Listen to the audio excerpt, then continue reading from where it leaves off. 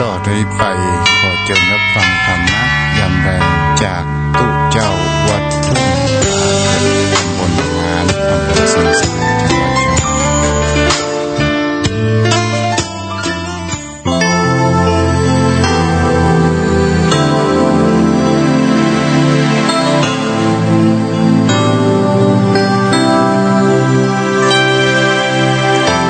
อะหังวันตามิข้าพเจ้าขอนอบน้อมระลึกถึงพระผู้มีพระภาคเจ้าอรหันตสัมมาสัมพุทธเจ้า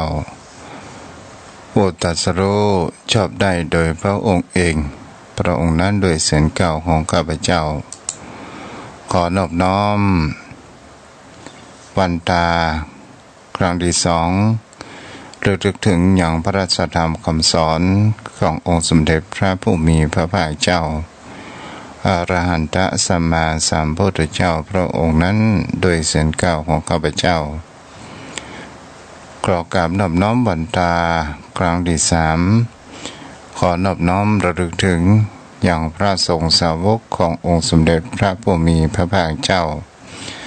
อรหันตสัมมาสัมพุทธเจ้าพระองค์นั้นโดยเสียงกล่าวของข้าพเจ้าที่สูงที่สุดในชีวิตและขอถวายความเคารพนอบน้อมไว้สามายังครูบาอาจารย์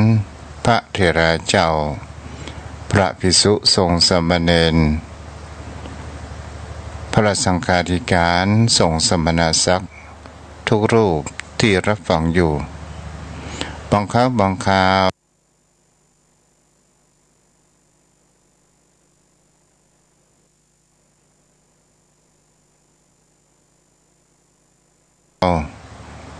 กล่าวกับผมอาจจะมาณโอกาสนี้โดยจะขอเจริญพรโยมพ่อโยมแม่พ่อออกไม่ออกศรัทธาพ่อหม่อนไม่หม่อนพ่ออุ้ยแม่ป้าท่านผู้ฟังผู้มีบุญทุกท่านที่ติดตามรับฟังธรรมะยามแรงทางสถานีวิทยุขึ้นเพื่อการศึกษาพระพุทธศาสนา 104.5 เมกะเฮิรตซ์ออกจากห้องส่งวัดฝายหินโดยความเมตตาธรรมของท่านอาจารย์พระครูสมุวิศวัตวรกิจโจและขอขอบคุณในความเมตตาธรรมทางขึ้นสื่อข่าวชาวประชาท่านอาจารย์พระครูอภิวัตรวัฒนวิกรมที่ได้เป็นพระได้เผยแพร่มีหัวใจอันเดียวกันในการเผยแพร่ธรรมแต่ก็ลิงก์สัญญาณไปส่งถึงต่างจังหวัดต่างอำเภอถึงโยมพ่อโยมแม่ผู้มีบุญที่เปิดรับฟังอยู่ สถานญาติโยมวันนี้เราก็มาอยู่กับกันในสุขของวันที่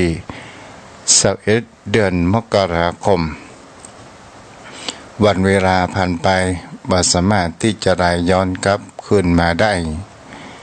วัยของคนเฮานั้นก็ผ่านไปเช่นเดียวกันเป็นสิ่งที่คนเฮานั้น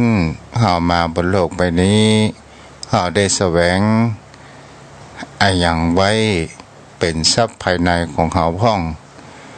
ก็คือบุญกุศลเฮาได้แสวงไว้หาแล้วหรือยัง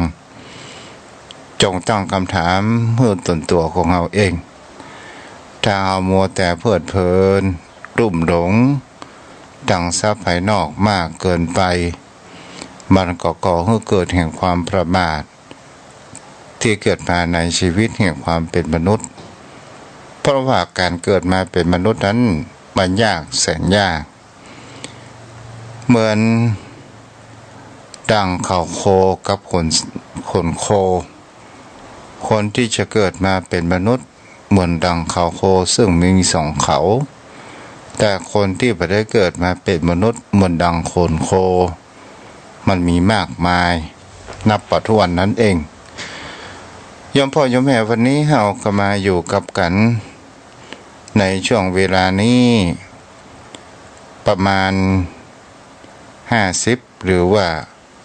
ประมาณชั่วโมงโดยประมาณคำว่าโดยประมาณนี้ก็คือพอให้พอดีนะโยมพ่อโยมแม่มานักมาน้อยอยู่พอให้พอดีวันนี้ตัวเจ้าก็จะมาเกี่ยวกับเรื่องราวแห่งเขาว่ากรรมเวรนั้นมีจริงหรือไม่โยมพ่อโยมแม่ก็ลองสังเกตได้พิจารณาดูว่าที่เพิ่นบอกไว้ว่ามีกรรมเป็นกำเนิดมีกรรมเป็นเผ่าพันธุ์มีกรรมเป็นที่พึ่งอาศัยเฮาทำกรรมอันใดไว้เฮาก็จะได้รับผลของแห่งกรรมนั้นไป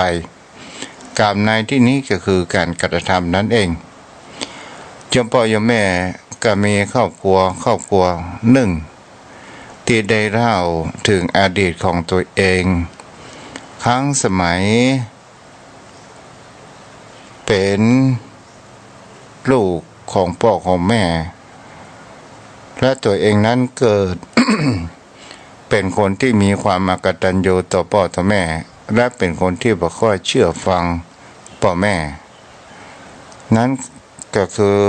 มีคนชื่อว่าดุงสนโดยความสมมุติ ชื่อสมมุติเนาะ โยมพ่อโยมแม่ลุงสนนี้ก็มีครอบครัวมีพ่อมีแม่และก็มีพี่น้องร่วมบรรดาเดียวกันอยู่2 คนตัวเองนั้นเป็นไอ้เก้าและก็มีน้องสาวแหม1 คนก็ได้อยู่ด้วยกันแต่ลุงสนนี่เป็นลูกคนเก้าเมื่อยามเป็นวัยรุ่นก็เป็นคนที่มีความมีคึกขนองและมีความเกเรและมีความสนใจที่จะช่วยพ่อแม่ทำการทำงานและเป็นคนที่มีความเกียจค้านเกิดขึ้น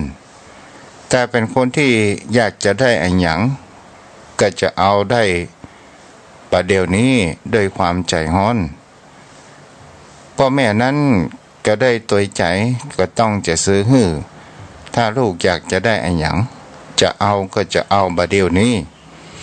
ลุงส่วนนี้ก็ได้มีการที่ว่าถ้าว่าบ่ได้เหมือนดังใจก็เกิดจะมีการทะเลาะวิวาทกับพ่อแม่อยู่ตลอดเวลาด่าพ่อด่าแม่ครั้งแล้วของเราบางครั้งบางคราวก็เป็นสิ่งที่เมื่อพ่อแม่มาฮื้อก็ได้ด่ากระทบกระทั่นว่าไปต่างๆนานาว่าเสือเท่าพ่องถ้าเฮาอู้ไปมันก็จะเป็นคำหยาบโยมพ่อโยมแม่เฮาก็ลองสังเกตและพิจารณาคำอู้ไปถ้าว่าเป็นคำหยาบมันเป็นอย่างไรก็มีการด่าพ่อด่าแม่บางครั้งบางคราว เมื่อพ่อแม่มามีสตุงสตางค์บอกว่ามามีแกก็เอาไม้คานปุ๊บหลังแม่พ่องตีพ่อพ่องก็โดยการที่ตัวเก่านั้นมาหูในเรื่องกฎแห่งกรรมมามีความละอายในการกระทำเป็นลูกที่มีความอกตัญญูต่อพ่อต่อแม่นั้นมากเมื่อวันเวลาผ่านไปพ่อแม่นั้นก็หันแล้วว่าลูกพ่อใจคนนี้ก็สามารถที่จะพึ่งพาอาศัยนั้นได้แต่มรดกมีอยู่ที่ให้ที่นาก็พ่อแม่นั้นก็ไม่ได้แบ่งให้ไผตอนเมื่อมีชีวิตอยู่วันเวลาผ่านไปศรัทธาญาติโยมทั้งหลายลุงส่วนนี้ก็ได้ไปแต่งการแต่งงานแล้วก็แต่งการแต่งงานเสร็จแล้วพ่อแม่ก็โล่งอกโล่งใจนึกว่าจะมากู้กวนในชีวิตของพ่อของแม่ก็เลยเกิดเหตุเขาว่ายังมาอยู่มาบ้านมาจองอยู่มาทะเลาะวิวาทกันอยู่แต่หันพ่อหันแม่ว่ามีความรักน้องสาวมากกว่าตนเองน้องสาวซึ่งเป็นลูกที่มีความกตัญญูคอยดูแลพ่อแม่อยู่สม่ำเสมอ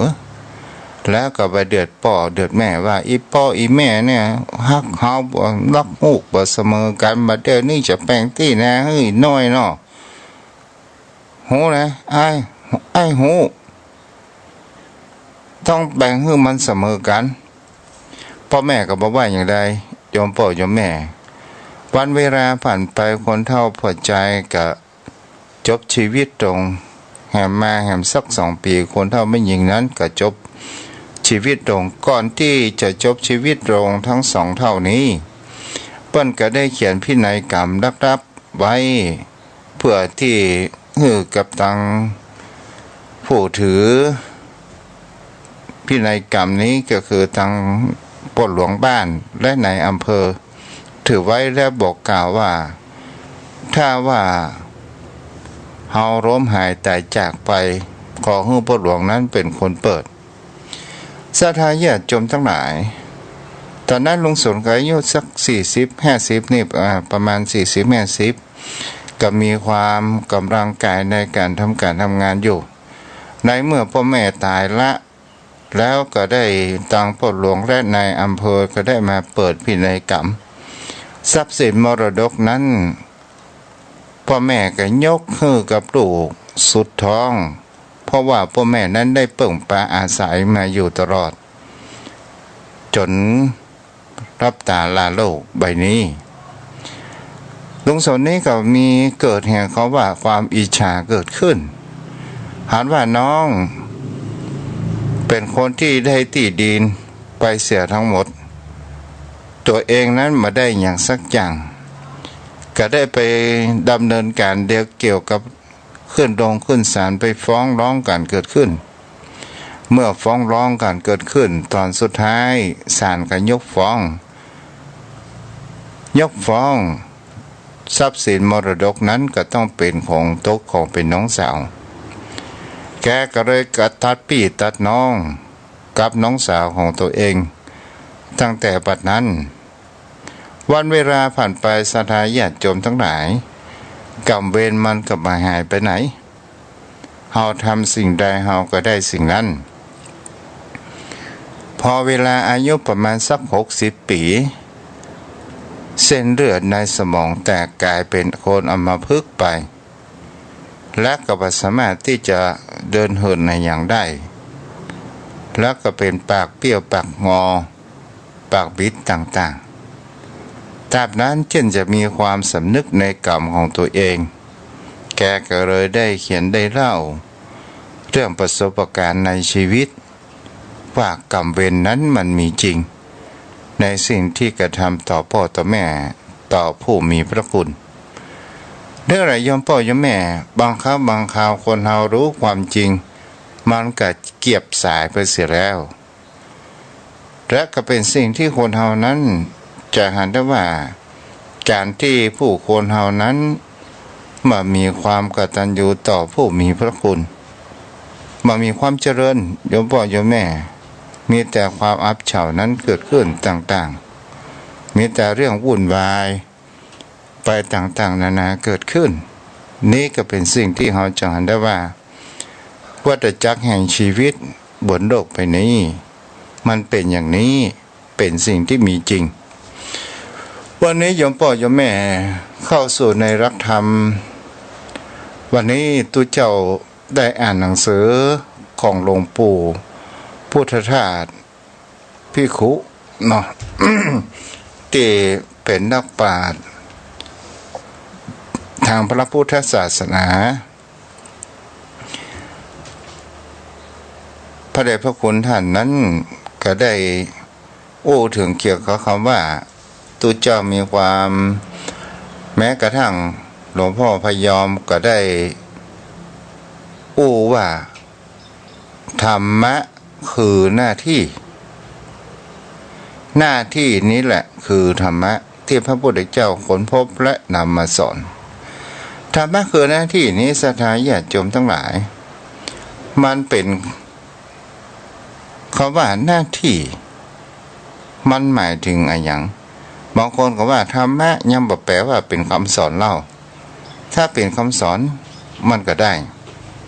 ธรรมะในที่นี้เป็นสิ่งที่คนเฮานั้นกระจายได้ว่าในแง่ของที่หลวงปู่พุทธทาสนี้เพิ่นได้ให้ความหมายธรรมะมันมีความหมายลึกๆและกว้างๆคมไปทุกสิ่งทุกอย่างและมันเป็นคำกลางๆมันไปมีที่มาตั้งแต่เดิมในประเทศอินเดียก่อนพุทธกาลที่เกิดขึ้นศาสดาเจ้าลัทธิต่างๆได้บัญญัติคำว่าปฏิบัติต่อธรรมะซึ่งมันมีแนวทางหลากหลายคำว่าธรรมะในความคิดของหลวงปู่พุทธทาสได้เขียนไว้ว่าความหมายของคำว่าธรรมะมันมีอยู่สี่นัยยะด้วยกันสี่ความหมายด้วยกันนั่นเองหนึ่งก็คือตัวธรรมชาติที่เราเรียกว่าสภาวะธรรมสองก็คือกฎธรรมชาติที่เราเรียกว่าสัจธรรมสามหน้าที่ของสิ่งที่เป็นหน้าที่ของสิ่งที่มีชีวิตตามกฎธรรมชาติเราเรียกว่าปฏิบัติธรรมสี่ผลที่จากการกระทำหน้าที่ตามกฎธรรมชาติปฏิเวทธรรมในความหมายทั้งสี่นี้เรามาถึงข้อที่สามศรัทธาญาติโยมทั้งหลายหน้าที่ตามกฎของธรรมชาติเป็นสิ่งที่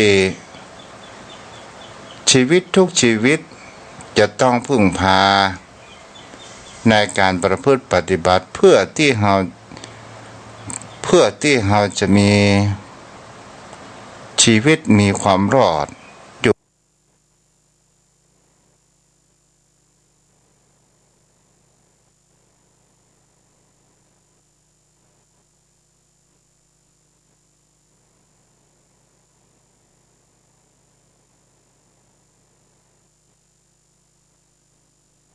กับธรรมชาตินี้ได้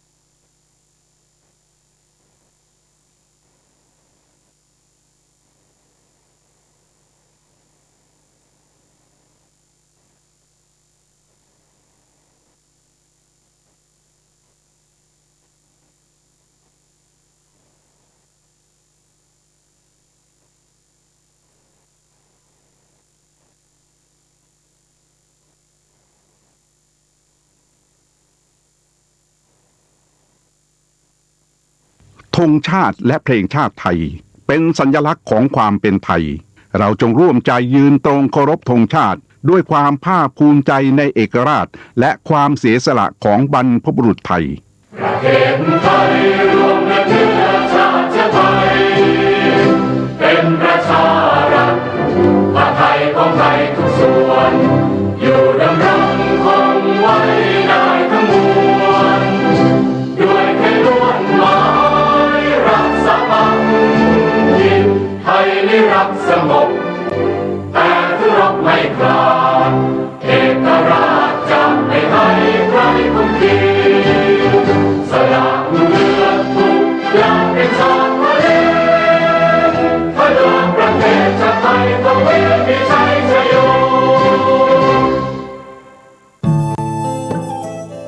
ท่านกำลังติดตามรับฟังสถานีวิทยุกระจายเสียงพระพุทธศาสนาแห่งชาติและสังคมคลื่นเพื่อการศึกษาพระพุทธศาสนาและวัฒนธรรมระบบ FM 104.5 เมกะเฮิรตซ์รายการต่อไปเป็นรายการพระไตรปิฎกลอยฟ้าดำเนินรายการโดยพระครูปริยัติยานุศาสตร์